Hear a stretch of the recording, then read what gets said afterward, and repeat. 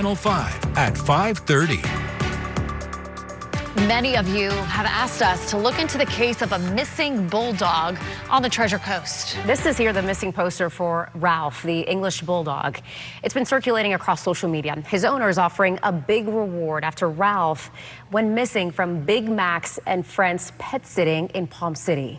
WPTV's Kate Hussey heard your questions and went out to find those answers. In many ways, this case is very different from some of the others we've previously covered. The Martin County Sheriff's Office isn't pursuing charges against Big Mac's and Friends, and the dog boarder has openly taken accountability for Ralph's disappearance. What we uncovered that is similar, more calls for oversight in the dog training and dog boarding industries.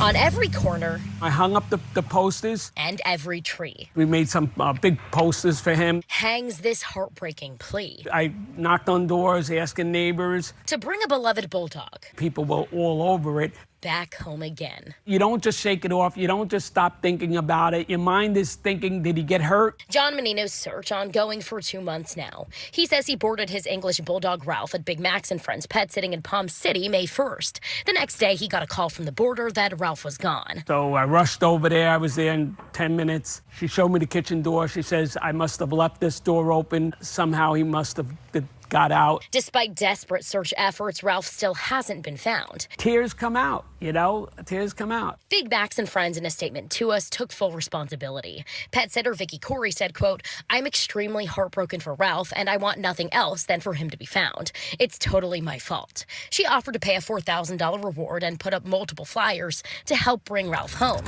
I looked into the pet sitter's history, but found no citations nor negative reviews prior to Ralph's disappearance. Animal Control says they found nothing that indicates improper care of animals, and Martin County detectives aren't pursuing criminal charges. In talking to detectives, we did discover that facility, which advertised 24-hour surveillance, didn't actually have working cameras. That's not a violation of dog sitting standards because we found Florida has no standards when it comes to dog training, grooming, or boarding. We do not see proper standards for care. There's not proper vetting or education in the industry. It's highly unregulated. National dog trainer Chris Altier sees the problem firsthand. He tells me without state-set standards, many of the best-intentioned dog boarders and trainers don't know how to prevent accidents from happening until it's too late. Business licenses, zoning, location requirements, standards for accommodation, space, staff limits to ratio of dogs that we're caring for. Do you think that something like that could have prevented what happened to Ralph? 100%. I'm a contractor, from New York. We got to be licensed, we're insured, we're responsible. In another statement to us, Big Mac's and Friends agreed they feel county or statewide standards would have better protected Ralph and themselves from this situation. They're also adding multiple safeguards, including higher fences, double-fenced gates, and dog tracking collars.